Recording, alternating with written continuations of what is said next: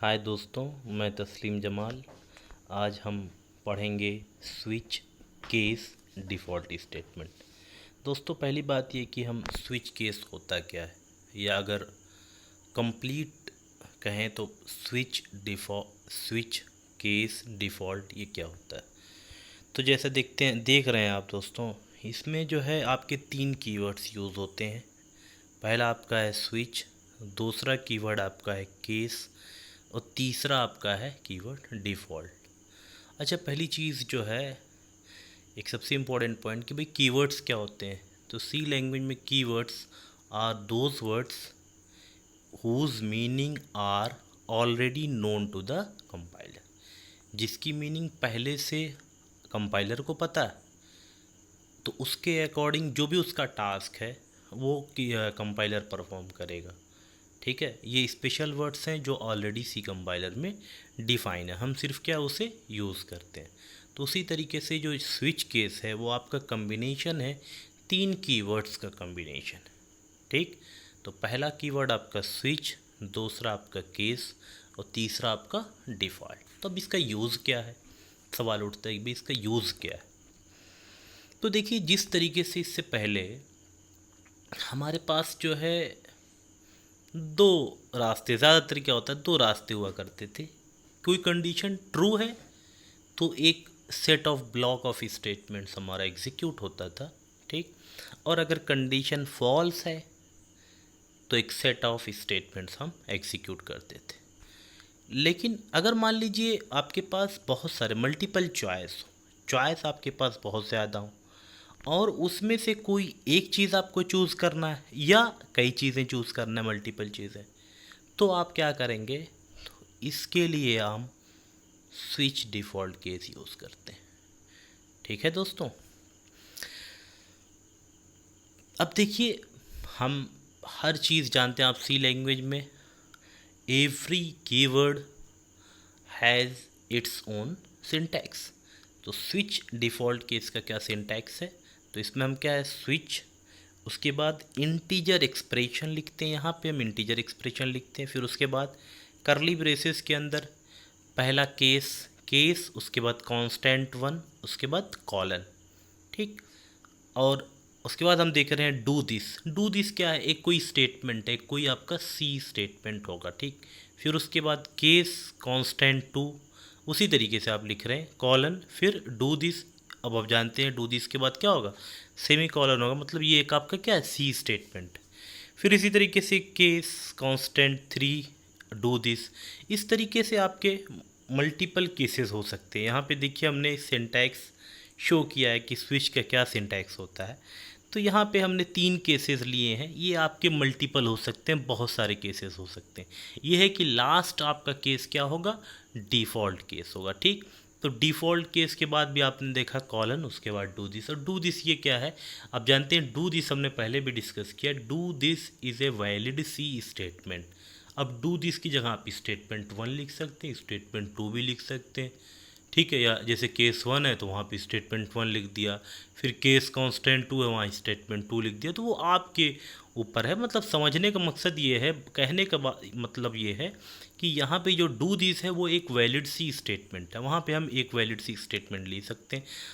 ठीक है, तो इस तरीके से फिर उसके बाद हमने लास्ट में करली ब्रेस क्लोज कर दिया। ठीक, तो ये एक आपका कंप्लीट सिंटैक्स है स्विच डिफ़ॉल्ट केस का। ठीक, तो अब इसमें देखिए, पहली चीज़ जो पहला पॉइंट डिस्कस करना है, 3 पॉइंट्स हम डिस्कस करेंगे। पहली चीज़ है आपका इंटीजर एक्सप्रेशन। तो यहाँ पे जो कोई भी एक्सप्रेशन आप यूज़ कर सकते हैं, कोई भी सी लैंग्वेज का सी एक्सप्रेशन यूज़ कर सकते हैं, लेकिन शर्त ये है, कंडीशन ये है कि वो एक्सप्रेशन आपका इंटीजर वैल्यू रिटर्न करना चाहिए। क्या रिटर्न करना चाहिए, इंटीजर वैल्यू। तो remember that the expressions in a switch, integer expression in switch must return N integer constant, एक इंटीजर कांस्टेंट रिटर्न करे। तो कोई भी इंटीजर एक्सप्रेशन हो सकता है, या वहाँ पे कोई इंटीजर कांस्टेंट, डायरेक्टली कोई इंटीजर कांस्टेंट हो सकता है। बस ये है कि वहाँ अगर वो इंटीजर एक्सप्रेशन है तो वो इंटीजर एक्सप्रेशन एक इंटीजर कांस्टेंट वैल्यू क्या करे, रिटर्न करे। ठीक है, ये आपकी कंडीशन होनी चाहिए। दूसरी बात, केस के बाद आप देख रहे हैं कांस्टेंट है, कांस्टेंट 1, कांस्टेंट 2। तो ये कांस्टेंट 1 क्या है, कोई भी इंटीजर कांस्टेंट आपका हो सकता है यहाँ पे, ठीक, कोई भी आप यहाँ पे इंटीजर कांस्टेंट आप यूज़ कर सकते हैं, ठीक। उसके बाद जो है देखिए फिर ये डू दिस आप जानते हैं, डू दिस एक वैलिड सी स्टेटमेंट होता है, और बाकी आपका डिफ़ॉल्ट में भी आपके क्या एक वैलिड स्टेटमेंट होता है, ठीक। अब देखिए हम जो है किसी भी चीज़ को समझने के लिए बेहतर तरीका ये होता है कि हम उसका एक एग्जाम्पल देखें, ठीक है। तो हम यहाँ पे क्या है स्विच केस का यूज़ करके एक प्रोग्राम लिख रहे हैं, ठीक है। तो देखिए प्रोग्राम में आपने क्या लिखा है, hash include standard input output dot H, फिर उसके बाद हम मेन फंक्शन में आते हैं। यहाँ पे आपने डिक्लेयर किया है इंटीजर वेरिएबल आई, और उसकी इनिशियल वैल्यू आपने क्या लिया, 2 लिया, ठीक। उसके बाद स्विच, और स्विच में अब आपने क्या वैल्यू पास कर दिया, आई पास किया। अब जानते हैं आई क्या है, अगर देखा जाए तो आई एक एक्सप्रेशन, अब आपने डिक्लेयर कर दिया, क्योंकि ये आई ऑलरेडी आपने मेंशन किया कि एक इंटीजर टाइप वेरिएबल है, ठीक है, और उसकी वैल्यू भी असाइन कर दिया। तो फाइनली ये रिटर्न क्या कर रहा है, कि इंटीजर कांस्टेंट को रिटर्न कर रहा है, ठीक है, यहाँ तक। फिर उसके बाद देखिए आपने लिखा केस, केस कांस्टेंट की जगह आपने लिखा 1, ठीक है, तो ये केस 1 हो गया। तो केस कांस्टेंट जहाँ पे है वहाँ पे केस कांस्टेंट की जगह पे आपने क्या लिखा है, 1 लिखा है, तो केस 1। उसके बाद कॉलन, आपने एक स्टेटमेंट सिर्फ लिखा है, क्या लिखा है, प्रिंटफ। आप क्या डिस्प्ले करना चाह रहा है, आई एम इन केस 1। उसके बाद आपने बैकस्लैश n यूज़ किया है न्यू लाइन के लिए, कि आपका कंट्रोल कहाँ चला जाएगा, नई लाइन में चला जाएगा। उसके बाद आपने केस 2, और फिर सेम प्रोसेस आप फॉलो कर रहे हैं, आई एम इन केस 2, और सेम आप प्रोसेस फॉलो करते हैं। फिर आपके इसी तरीके से आपने लिखा केस 3 कॉलन, फिर आपने यहाँ पे क्या स्टेटमेंट प्रिंट किया, print f I am in case 3। उसके बाद आपका कंट्रोल नई लाइन में चला गया, ठीक है, बैकस्लैश n।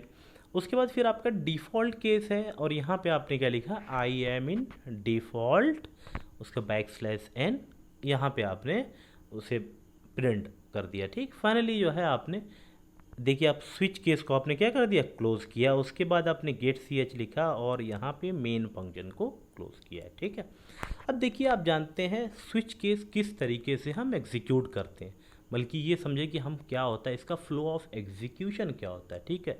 तो उसे देखने के लिए हमें क्या करता है, सबसे पहले जो कुछ स्विच केस के अंदर देखते हैं, स्विच केस के बाद जो है जस्ट आपका जो है जो ब्रैकेट है वहाँ पे जो इंटीजर एक्सप्रेशन है, तो सबसे पहले क्या करते हैं, हम इंटीजर एक्सप्रेशन को इवेल्युएट करते हैं। अगर वो कोई कांस्टेंट है तो डायरेक्टली हमें एक इंटीजर कांस्टेंट मिल जाता है, लेकिन अगर कोई वो इंटीजर एक्सप्रेशन है, कोई सी का एक्सप्रेशन है, तो वो जो भी वैल्यू उसकी आ रही है, जो भी उसका रिजल्ट आ रहा है, हम उस वैल्यू को पहले क्या करते हैं, कैलकुलेट करते हैं, हम उस वैल्यू को फाइंड आउट करते हैं। फिर क्या करते हैं, हम उस वैल्यू से मैच करते हैं। किसको मैच करते हैं, जो केस के बाद आपके कांस्टेंट्स हैं, जो केस कांस्टेंट्स हैं उसको मैच करते हैं। इनिशियली देखिए हम क्या होता है, करली ब्रेसेस से हम स्टार्ट करेंगे, ओपन करली ब्रेसेस के बाद जितने केसेस हैं हम क्या करेंगे, हर केस को क्या है मैच करते हुए जाएंगे। तो सबसे पहले यहाँ पे देखिए हम जो भी वैल्यू आपकी आएगी उसको हम किससे मैच करेंगे, यहाँ पे केस कांस्टेंट की जगह 1 है, हम उससे 1 से मैच करेंगे। अगर वो वैल्यू जो आपकी इंटीजर एक्सप्रेशन की जो वैल्यू आई है वो अगर केस कांस्टेंट से मैच करती है, तो उस केस में जो भी स्टेटमेंट होगा, जो भी सी स्टेटमेंट होगा, उसे हम प्रिंट करेंगे, उसे हम एग्जीक्यूट करेंगे। अगर वो प्रिंट एफ है तो प्रिंट करेंगे, जो भी इंस्ट्रक्शन होगा उसे हम फॉलो करेंगे। मतलब ये है कि उस पर्टिकुलर केस के एक्सप्रेशन को, उस पर्टिकुलर केस की जो भी स्टेटमेंट होंगे हम उसे क्या करेंगे, एग्जीक्यूट करेंगे, ठीक है। साथ ही साथ उसके बाद जितने भी केसेस होंगे, ऑल द सब्सिक्वेंट केसेस, जितने भी केसेस आएंगे और जितने भी डिफ़ॉल्ट केस होंगे, देखिए डिफ़ॉल्ट केस हमेशा क्या होगा, 1 होगा, ठीक। तो जितने भी केसेस होंगे और जो डिफ़ॉल्ट केस होगा सबको हम एग्जीक्यूट करते हैं। तो दोस्तों पहली बात समझने की ये है कि सबसे पहले हम क्या करते हैं, इंटीजर एक्सप्रेशन को इवेल्युएट करते हैं, ठीक है, और इंटीजर एक्सप्रेशन की जो वैल्यू आती है उससे हम केस कांस्टेंट को मैच करते हैं। मान लीजिए पहला आपने केस कांस्टेंट मैच किया, मान लीजिए नहीं मैच किया, फिर हम दूसरे पे चेक करेंगे, मान लीजिए दूसरा भी मैच नहीं किया, फिर हम तीसरे पे आएंगे, मान लीजिए तीसरा मैच कर दिया, हमारे उसमें 3 ही केसेस मान लीजिए हों, तो फिर क्या होगा, 3 केस हो उसके बाद डिफ़ॉल्ट हो, जैसे इस पर्टिकुलर केस में है, तो वो क्या हो जाएगा, आपका तीसरा वाला केस एग्जीक्यूट होगा और डिफ़ॉल्ट केस एग्जीक्यूट होगा। तो अब तीसरा केस अगर एग्जीक्यूट हुआ तो क्या डिस्प्ले होगा, डिस्प्ले क्या है, तीसरे केस में आप देख रहे हैं प्रिंट इफ स्टेटमेंट है, क्या लिख के आएगा आई एम इन केस 3, और डिफ़ॉल्ट केस एग्जीक्यूट होगा तो उसमें क्या प्रिंट होगा, अगली लाइन में हो जाएगा आई एम इन डिफ़ॉल्ट केस, क्योंकि आप जानते हैं हर केस के बाद आपका कंट्रोल क्या है, न्यू लाइन को चला जाएगा। ठीक है, तो ये चीज़ आपकी होगी। अब देखिए इस पर्टिकुलर प्रोग्राम में क्या होता है, इसी चीज़ को फॉलो करते हम इस प्रोग्राम को एग्जीक्यूट करना चाहेंगे। ठीक, अब इस प्रोग्राम में क्या है, यहाँ पे हमने क्या है, आई की इनिशियल वैल्यू क्या इनिशियलाइज कर दी, 2। तो आप जानते हैं आपका क्या हो जाएगा, आई की वैल्यू 2 है, स्विच में जो है इंटीजर एक्सप्रेशन क्या है, आई। अब आई क्या इवेल्युएट वैल्यू उसकी आ रही है 2, तो इसका मतलब जो इंटीजर एक्सप्रेशन की जो रिजल्ट आ रहा है वो क्या है, 2। तो अब मैच करेंगे तो पहले 2 का आप पहले क्या है, पहला जो केस कांस्टेंट है क्या है, 1 है, मैच करेंगे, मैच होगा नहीं मैच होगा, तो ये पहला केस एग्जीक्यूट नहीं होगा। लेकिन जब दोबारा दूसरे में कर रहे हैं जो केस 2, तो 2 से आपका उस 2 की वैल्यू, इंटीजर एक्सप्रेशन की भी वैल्यू 2 है, इस 2 से मैच हो जाएगी, इसलिए जो आउटपुट आप देखिए, आउटपुट में क्या होगा, आई एम इन केस 2। उसके बाद देखिए न्यू लाइन, तो आपका कंट्रोल कहाँ चला जाएगा, न्यू लाइन में। उसके बाद जो केस 3 है वो भी डिस्प्ले होगा, क्योंकि all the subsequent cases print होंगे। ठीक है, तो एग्जीक्यूट होंगे, तो अब क्या, आई एम इन केस 3 ये होगा। उसके बाद डिफ़ॉल्ट केस भी एग्जीक्यूट होगा, इसलिए तीसरा स्टेटमेंट होगा आई एम इन डिफ़ॉल्ट। ठीक है, अब देखिए एक इम्पॉर्टेंट पॉइंट ये है कि मान लीजिए कि आप ये चाहते हैं कि हम सिर्फ केस 2 एग्जीक्यूट करें। ये तो भाई अकॉर्डिंग टू योर रिक्वायरमेंट है ये सारी चीज़ें, तो अब आप ये चाहते हैं कि मैं सिर्फ केस 2 एग्जीक्यूट करूं, तो अब उसके लिए आप क्या करें, तो उसके लिए हम क्या करेंगे, हर केस के बाद ब्रेक स्टेटमेंट का यूज़ करेंगे। क्या करेंगे, ब्रेक स्टेटमेंट का यूज़ करेंगे। ठीक है, कैसे करते हैं, देखिए एक बहुत बेहतरीन एग्जांपल है सामने, सेम क्वेश्चन है, बस यहाँ पे हम क्या कर रहे हैं, ब्रेक स्टेटमेंट का यूज़ कर रहे हैं। तो अब देखिए सेम क्वेश्चन है जो प्रीवियस क्वेश्चन था, सारी चीज़ें यहाँ पे अभी आई की वैल्यू आपने क्या लिया, 2 लिया, फिर स्विच आई को आपने पास कर दिया स्विच में, फिर आपने केस 1 लिखा, और सारी चीज़ें वैसे बस आपने केस 1 के बाद देखिए प्रिंट इफ स्टेटमेंट के बाद क्या, ब्रेक स्टेटमेंट यूज़ किया, फिर सेकंड केस में भी आपने ब्रेक स्टेटमेंट यूज़ किया, थर्ड में भी आपने ब्रेक स्टेटमेंट आपने यूज़ किया है। ठीक है, अब देखिए ब्रेक स्टेटमेंट का टास्क क्या है, तो दोस्तों ब्रेक स्टेटमेंट जैसे ही आप स्विच केस में यूज़ करते हैं, आपका कंट्रोल स्विच केस के बाहर जाता है। कहाँ से, आप जानते हैं स्विच केस का क्या ब्लॉक है, जैसे ही स्विच लिखते हो ब्रैकेट में आप इंटीजर एक्सप्रेशन लिखते हो, उसके बाद आप कर्ली ब्रेसेस लिखते हैं, तो जैसे ही आपने ब्रेक स्टेटमेंट यूज़ किया आप स्विच केस से बाहर आ जाते हैं। तो फिर कर्ली ब्रेस, स्विच केस का जो क्लोज्ड कर्ली ब्रेसेस हैं उसके बाद जो स्टेटमेंट होगा वही एग्जीक्यूट होगा, उसके अंदर कोई स्टेटमेंट एग्जीक्यूट नहीं होगा, जैसे अगर आपने ब्रेक कीवर्ड एग्जीक्यूट किया। ठीक है, तो ये ब्रेक कीवर्ड का यूज़ होता है। तो अब देखिए आपने क्या किया, ब्रेक कीवर्ड का यूज़ किया। अब दोस्तों हम आते हैं एक बार चेक करते हैं कि आपका आउटपुट क्या आएगा। ठीक, तो हमने क्या है, आई की वैल्यू इनिशियली क्या है 2 है, अब उसे हमने आई को स्विच को देखिए आपने क्या, आई को स्विच में आपने क्या किया, पास किया। ठीक है, तो आई की वैल्यू क्या थी, 2 थी, इसलिए 2 को आप मैच करेंगे किससे, केस कांस्टेंट से। अब आएंगे आपने पहले वाले में मैच करेंगे, तो पहले में आप जानते हैं 2 को पहला केस कांस्टेंट क्या है, 1 है, तो मैच नहीं होगा, इसलिए आप यहाँ नहीं जाएंगे, आप नेक्स्ट में आएंगे, नेक्स्ट केस पे मैच करेंगे। ठीक है, अब वो भी, ये भी 2 है और वो भी आपका 2 है वैल्यू, दोनों वैल्यू मैच कर रही है, क्या डिस्प्ले होगा आपका, print f I am in case 2। तो आपका आउटपुट क्या आएगा, आई एम इन केस 2। उसके बाद आपका कंट्रोल न्यू लाइन में चला जाएगा, अगली लाइन में आप देख रहे हैं आप, फिर उसके बाद नेक्स्ट लाइन आपकी एग्जीक्यूट होगी, क्या स्टेटमेंट है, ब्रेक स्टेटमेंट। आप ब्रेक स्टेटमेंट जैसे एग्जीक्यूट करेंगे आपका कंट्रोल स्विच केस के बाहर आ जाएगा, और उसके बाद आप जब बाहर आएगा तो देखेंगे उसके बाद कोई स्टेटमेंट नहीं है, मेन फंक्शन भी आपका क्लोज हो गया। इसका मतलब तब तक आपका क्या आउटपुट आ चुका होगा, आपका सिर्फ आउटपुट आएगा आई एम इन केस 2।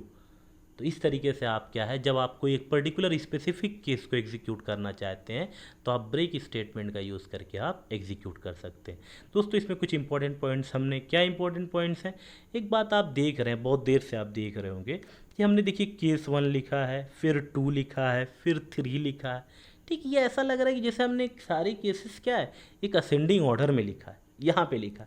तो देखिए दोस्तों कहीं पे भी ये रिक्वायर्ड नहीं है, मैंडेटरी नहीं है कि आप सारे केसेस असेंडिंग ऑर्डर में लिखें, नहीं, कोई भी केस आप मतलब किसी भी ऑर्डर में आप लिख सकते हैं। मान लिया यहाँ पे आप क्या है केस 3 पहले लिख दें, फिर केस 2 लिखें, उससे कोई फ़र्क नहीं पड़ेगा, वो चीज़ क्या वो मैच करेगा, फाइनली जहाँ मैच होगा उसके बाद के ही केसेस एग्जीक्यूट करेंगे। ठीक है, तो इसलिए कहीं कोई मैटर नहीं करता है कि आप केसेस असेंडिंग ऑर्डर में लिखें, कोई मैंडेटरी नहीं है, ठीक है, आप किसी भी ऑर्डर में आप लिख सकते हैं, ठीक। अब देखिए एक और चीज़ जो है, एक बहुत इंपॉर्टेंट पॉइंट स्विच केस के उसमें देखते हैं।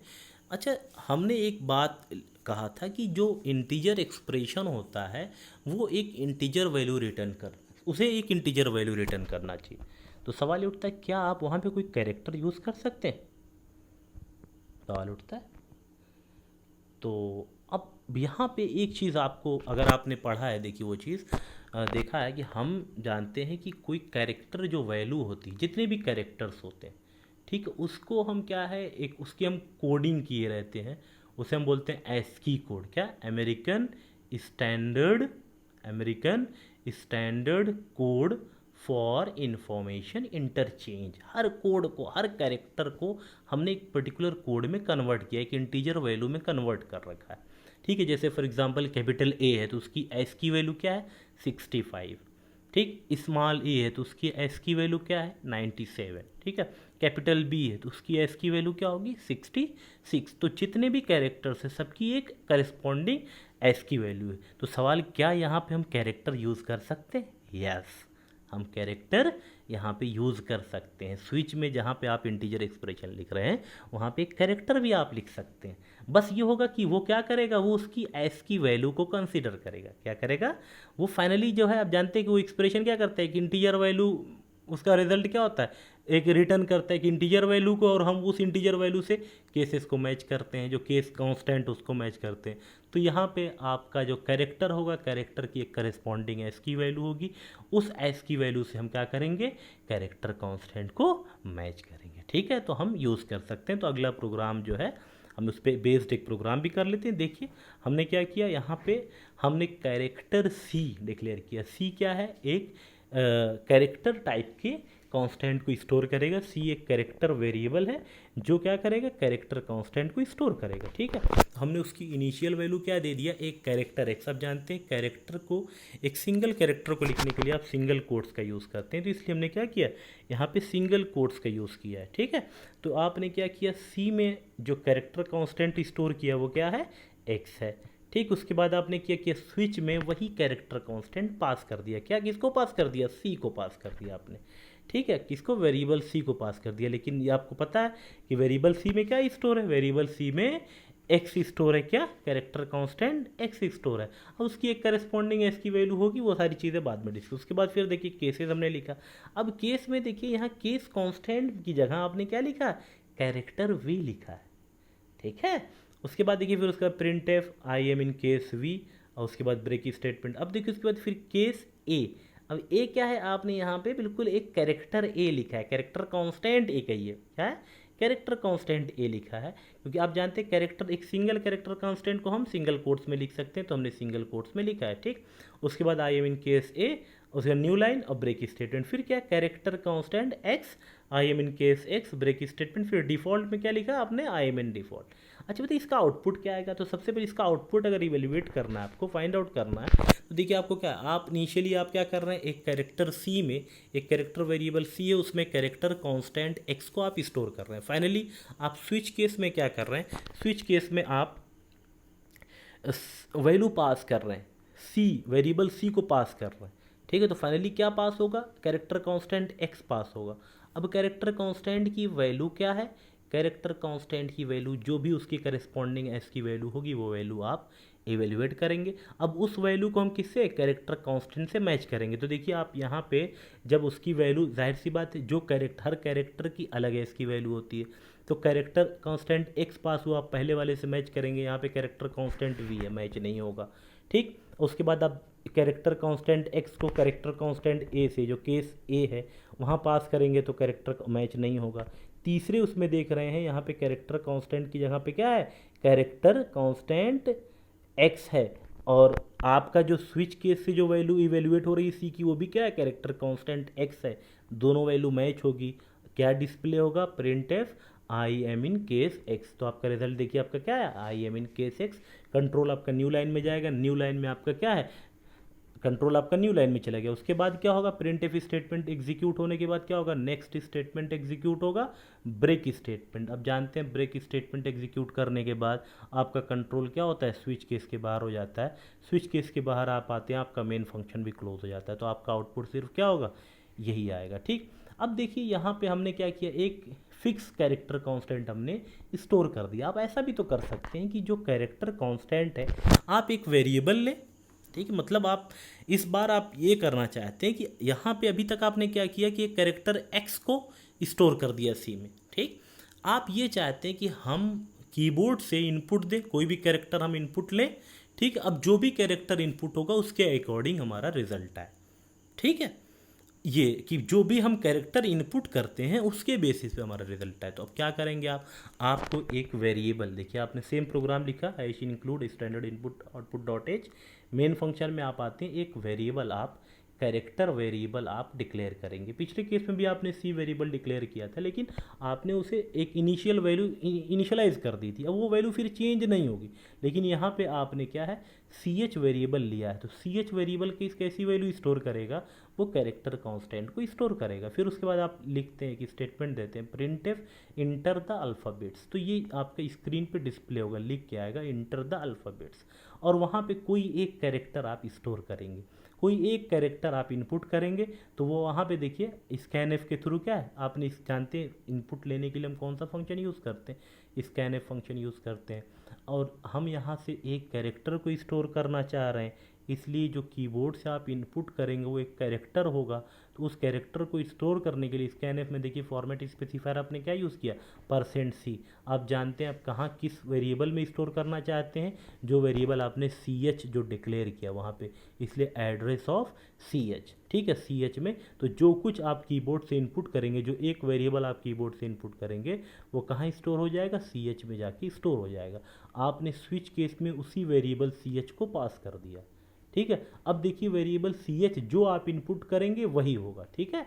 ये अब डिपेंड करेगा कि आप कीबोर्ड से क्या इनपुट कर रहे हैं, ठीक है। तो अब देखिए मान लीजिए आपने ch को पास कर दिया, फिर आपने डिफरेंट केसेस, पहला केस लिखा केस, अब केस कांस्टेंट में देखिए आपने स्मॉल a लिखा, फिर उसके बाद कॉलन, फिर आप दूसरा केस लिख रहे हैं, कुछ आप डिस्प्ले नहीं कर रहे हैं, देखिए फिर आप क्या कर रहे हैं, दूसरा केस लिखते हैं, वहाँ पे केस, यहाँ पे कैरेक्टर केस कांस्टेंट की जहाँ आपने क्या लिखा, कैरेक्टर कांस्टेंट सिंगल कोट्स में लिख रहे हैं कैपिटल ए, उसके बाद आप प्रिंट एफ लिख रहे हैं ए एज इन अशर, इसी तरीके से फिर ब्रेक स्टेटमेंट, इसी तरीके से आप बी के लिए केस बी लिखते हैं, फिर कैपिटल में लिखते हैं, फिर सारी चीज़ इसी तरीके से सी के लिए आप लिख रहे हैं, फिर उसके बाद आपने डिफ़ॉल्ट केस लिखा, ठीक है। अब इसका आउटपुट क्या आएगा, तो सबसे पहले जब भी आप एक्सप्रेशन आप इवेल्युएट करेंगे, तो सबसे पहले देख रहे हैं आपने एक वेरिएबल ch को डिक्लेयर किया है, और सबसे पहले आपने लिखा है प्रिंट एफ स्टेटमेंट दिया, लिखा है इंटर द अल्फ़ाबेट्स, तो इंटर द अल्फ़ाबेट्स यहाँ पे आप कोई एक कैरेक्टर कांस्टेंट इनपुट करेंगे कीबोर्ड से, तो जैसे हमने यहाँ पे डी इनपुट किया, ठीक।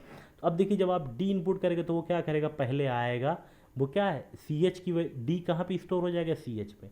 उसके बाद आपने ch स्विच में क्या है पास किया, ch, तो अब ये जो ch की जो भी वैल्यू आएगी, फाइनल वैल्यू इंटीजर वैल्यू जो भी इवेल्युएट होगी, मतलब d के करस्पॉन्डिंग जो उसकी s की वैल्यू होगी वो इवेल्युएट होके आएगी। अब उसको आप मैच करेंगे, तो पहला आपका क्या कैरेक्टर कांस्टेंट a है, तो कैरेक्टर कांस्टेंट a के करस्पॉन्डिंग जो इसकी वैल्यू है मैच होगी, तो दोनों जब d की, एक जानते हैं कि हर कैरेक्टर की अलग है इसकी वैल्यू होती है, तो d और a में डिफरेंस है, तो ये वैल्यू मैच नहीं करेगी। फिर डे और कैपिटल ए की वैल्यू भी मैच नहीं करेगी, क्योंकि आप जानते हैं कि स्मॉल ए की वैल्यू क्या होती है, 97 होती है, स्मॉल बी की क्या हो जाएगी 98, स्मॉल सी की 99, स्मॉल डी की 100, और आप जानते हैं कैपिटल ए की क्या होती है 65, कहाँ से मैच करेगी, मैच नहीं करेगी वैल्यूज, ठीक है। तो यहाँ पे आपका क्या है, ये स्टेटमेंट आपका प्रिंट नहीं होगा, इसलिए आप क्या हो जाएगा, फिर नेक्स्ट केस में आएंगे। नेक्स्ट केस में क्या है, आपने दो केसेस, फिर मल्टीपल केसेस एक साथ लिए, ठीक है। तो आपने केस बी क्यों लिया, इसलिए ताकि अगर मान लीजिए जो कीबोर्ड से आप वैल्यू इनपुट कर रहे हैं अगर वो स्मॉल भी कर रहे हैं तो भी ले ले, ठीक है, तो भी हमारा टारगेट पे हिट हो जाए, और अगर आप कैपिटल ले रहे हैं तो भी आपका यहीं पे केस, आपका यही वाला केस आपका एग्जीक्यूट हो, ठीक है, क्योंकि अक्षर में ए ही आता है, ठीक है, चाहे वो कैपिटल में हो चाहे वो आपका स्मॉल में हो, इसलिए आप देखिए दोनों चीज़ लिख रहे हैं। ठीक है, इसलिए फिर आपका दूसरे केस से मैच करेगा, फिर बी से मैच करेगा, तो देखिए आपने इनपुट दिया था डी, मैच नहीं करेगा, तो ये भी केस आपका मैच नहीं होगा। इस तरीके से फिर आपका तीसरा केस में आएंगे सी, ठीक है, यहाँ पे भी आप देख रहे हैं आपका मैच नहीं होगा, तो फाइनली आपका क्या हो जाएगा, कहीं पे भी मैच नहीं होगा, तो आप डिफ़ॉल्ट केस में आएंगे। तो जानते हैं कि जब कहीं पे भी आपका एग्जीक्यूट आपका मैच नहीं होता है, तो आपका कौन सा केस एग्जीक्यूट होता है, आपका डिफ़ॉल्ट केस एग्जीक्यूट होता है। तो क्या प्रिंट हो जाएगा, विश यू न्यू अल्फ़ाबेट्स, तो आपका आउटपुट क्या आएगा, विश यू न्यू अल्फ़ाबेट्स। अब देखिए कुछ इंपॉर्टेंट पॉइंट्स, अब बहुत इंपॉर्टेंट पॉइंट्स है, इसे आप याद रखें। पहली चीज़ जो है, एक चीज़ आपने ऑब्जर्व किया है कि हमने देखिए केसेस के बाद हमने सिर्फ एक ही स्टेटमेंट, प्रिंटफ स्टेटमेंट लिखा, ठीक है, एक सिर्फ एक सी स्टेटमेंट लिखा, और केस के बाद देखिए, तो अब यहाँ पे देखिए कोई लिमिटेशन नहीं है, आप कितने भी स्टेटमेंट लिख सकते हैं केस के बाद। और दूसरी सबसे इम्पोर्टेंट पॉइंट है कि आपको स्टेटमेंट लिखने के लिए, जैसे इसके पहले आपने देखा इफ़ केस हुआ करता था, इफ़ कंडीशन, अगर एक स्टेटमेंट लिखना है तो वैसे ही लिख देते थे, लेकिन अगर मल्टीपल स्टेटमेंट लिखना है तो इफ़ के बाद आपको क्या करली ब्रेसेस में लिखना पड़ता था। तो यहाँ केस वाले उसमें कहीं पे ऐसा कोई रेस्ट्रिक्शन या लिमिटेशन नहीं है, आप डायरेक्टली आप लिख सकते हैं, कई स्टेटमेंट एक साथ आप लिख सकते हैं, ठीक है, केस के बाद बिना करली ब्रेसेस का यूज़ किए, ठीक। एक ये इंपॉर्टेंट पॉइंट आप याद रखिए, ठीक। और दूसरी चीज़ ये है कि देखिए जो स्विच केस में, अगर मान लीजिए आपने केस से पहले, अगर केस को फॉलो करते हुए कोई स्टेटमेंट आपने लिखा तब तो वो एग्जीक्यूट होगा, लेकिन मान लीजिए अगर आपने कोई स्टेटमेंट लिखा और वो किसी केस को फॉलो नहीं कर रहा, मान लीजिए आपने स्विच केस में आए, ठीक है, और इनिशियली जो है, इनिशियली आप बिना केस लिखे कोई स्टेटमेंट आप प्रिंट कर रहे हैं, ठीक है, मान लीजिए एक प्रिंट एफ स्टेटमेंट आप दे दी, तो इस केस में देखिए आपकी कोई एरर नहीं आएगी, कोई एरर आपका शो नहीं करेगा कि कोई एरर शो करेगा, कोई एरर आपको पता चलेगा कोई चीज़ गलत है, ऐसा कुछ नहीं होगा, कोई एरर शो नहीं करेगा। लेकिन वो स्टेटमेंट जो है, जो केस के फॉलो नहीं कर रहा है, केस के बाद नहीं है, आपने यूं ही कहीं पे आपने लिख दिया, जैसे इनिशियली स्टार्ट में ही आपने लिख दिया, तो वो स्टेटमेंट आपका एग्जीक्यूट नहीं होगा, ठीक है। तो जैसे आप देख सकते हैं, जैसे प्रीवियस केस में आप आइए, हम character C is equal to X है, ठीक है, अब स्विच सी आए, आपने सी को पास कर दिया, हम जैसे ही केस के अंदर आए, स्विच केस के अंदर, करली ब्रेसेस के अंदर, हम केस, उसके बाद हमने क्या, केस कांस्टेंट वी है, वी लिया, हम उससे पहले एक प्रिंट एफ स्टेटमेंट आपने लिख दिया, print f I am in case two, कुछ भी आपने लिख दिया, कोई भी स्टेटमेंट लिख दिया, अंदर कुछ भी कंटेंट आपने। तो अब देखिए आपने जो प्रिंट एफ, पहला प्रिंट एफ लिखा, वो किसी केस को फॉलो नहीं कर रहा है, किसी केस के बाद नहीं लिखा है, वो तो आपने केस के पहले ही लिख दिया, तो वो आपका कोई एरर नहीं आएगा, लेकिन आपका क्या होगा, वो स्टेटमेंट आपका एग्जीक्यूट नहीं होगा। तो ये इंपॉर्टेंट पॉइंट आप याद रखिए, ठीक। तीसरा चीज़ जो आपको याद रखना, क्या, expressions can also be used in cases provided that they are constant expression. ये चीज़ आप जानते हैं कि आपके कोई भी केसेस में भी आपके एक्सप्रेशंस यूज हो सकते हैं, लेकिन क्या है, वो कांस्टेंट एक्सप्रेशन हो, जैसे 3+7, 3×7, 3 - 7 - 3, कुछ भी ऐसा कुछ हो, एक कांस्टेंट एक्सप्रेशन, जैसे केस 7 3 प्लस केस क्या है, केस 3+7 इज करेक्ट, ये क्या है, सही है, लेकिन अगर आप लिखते हैं केस A+B, क्या होगा, ये इनकरेक्ट होगा, ठीक है। तो ये आपके यहाँ पे एक्सप्रेशंस वैलिड हैं, केसेस में भी आप, जैसे देखते हैं आप स्विच में क्या होता था, स्विच में जो इंटीजर एक्सप्रेशन, क्या एक एक्सप्रेशन हो सकता है, लेकिन फाइनली क्या करता था, वो एक इंटीजर वैल्यू रिटर्न करना चाहिए, ठीक। तो यहाँ पे भी आपका केसेस में आप एक्सप्रेशंस लिख सकते हैं, लेकिन they must be a constant expression, इसके अलावा आपका कुछ नहीं होना चाहिए, ठीक है। जैसे आपने देखा केस A+B क्या है, इनकरेक्ट है, ठीक। Thank you so much, thanks for watching, please like, share and subscribe.